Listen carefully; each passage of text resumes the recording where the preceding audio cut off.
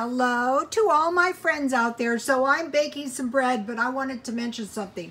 Okay, I mixed the 1 1/4 cup water. I'm making the whole loaf because I want to make a loaf of bread. 1 tablespoon sugar, and what I did is I put it in this bowl and I heated it 1 minute, and then I activated the yeast. I don't know, a few minutes until I knew I could see the yeast on top.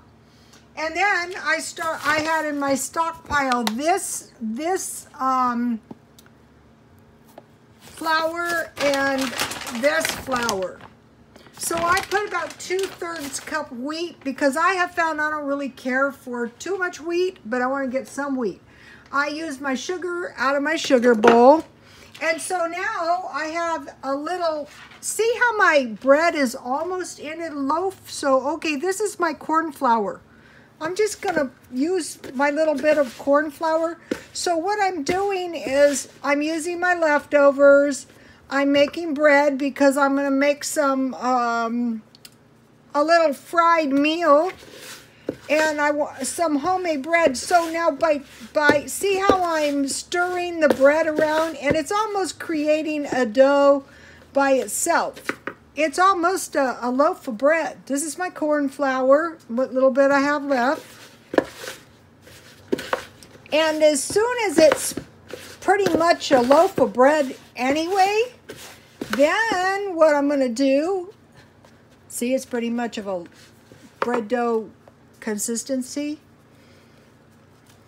This is a good way. I'm glad some of you got the corn flour. I mean, make those tortillas homemade. You know, there is no sense to buy them when you can make them so cheap and they're so much tastier. So as you saw, I was doing some dumpster diving again. I wasn't actually getting in the dumpsters or taking anything out because I use the stockpiling to avoid ever having to run out of food. But if I did run out of food, I would definitely do the dumpster diving. And then, you know, did you see what a nice condition the Dollar Tree dumpster was in case, you know, you could get some chips? So, okay, I'm just going to knead this up. I'm going to put, some shortening in a pan, and I'm just going to raise it one time. I wanted to mention something. Okay, the dumpster diving started because I started watching Freaking Frugal, and I believe her videos and her husband and the kids has really helped a lot of people. Like all the people on my channel now can conceptualize how to dumpster dive. I posted on Twitter a link so you can go and a video of theirs. Three Hearts Church. Okay, I watch an assortment, so say if you don't care for the Three Heart Church, skip that one. But I like it because I think it's good. You know, I like to open my mind. Yeah, sometimes I get creeped out. Okay, My Frugal Life. Okay, what I like about her channel, My Frugal Life, is she has videos out right now, how to save money tips. Okay, I am always looking for good ideas and tips, and I have gotten a lot, just like the dumpster diving. Yeah, that is a good tip. I did get a jacket, remember? My Frugal Life, so she has a lot of tips. Okay, this is the one I just found, and I'm really excited. Okay, you know I do the stealthy car living, the van living. This one is boondocking in Michigan, van cooking and showering. Okay, what I like about her video is she has a pretty nice van. And if you are going to drive and live in your van, the nicer van you can get. And also if you research the van living and say if you want to get a van for evacuation, if you ever had to live in your van, God forbid. And also her cooking is really good. You know these people who are faced with EBT card cuts? That would be a great one to follow. Sensible Living with Money Mom. Okay, she has a whole bunch of sensible money saving tips. This is a good one. I follow her. Pink Fairy. Okay, she is really good because she has a nice way of life. I follow her.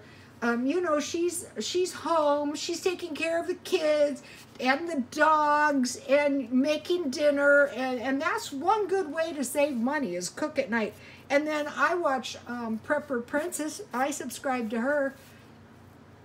And I have watched a lot of her videos, and she's got tons of good ideas. So, okay, I'll be back in a little while with a nice, cheap meal. I'm copying the meal on boondocking in Michigan. But what I don't want to do is go out and buy a lot of stuff right now.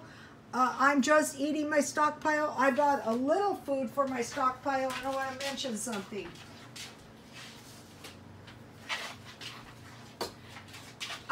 Okay, this corned beef is not too expensive, and so you might be going, why'd you buy this? Well, I saw a guy buying 6 cans, and he was going to make his with potatoes and eggs, but this has an expiration of 2/23, so that's really good for the stockpile. Then I already stockpiled this because I saw a lady in there buying 6 cans, and I said, what are you going to make with that? And she said fried rice. Well, the expiration date on this is 2025. So what I'm going to be doing now is, since I don't need a stockpile at all, I will buy a little stuff for the stockpile with the longest expiration dates I can find. In fact, I won't be buying any stuff unless it has a really long expiration date. That's another good reason for doing the stockpile, because you can be pickier when you shop because you don't need anything. Okay, I will be back.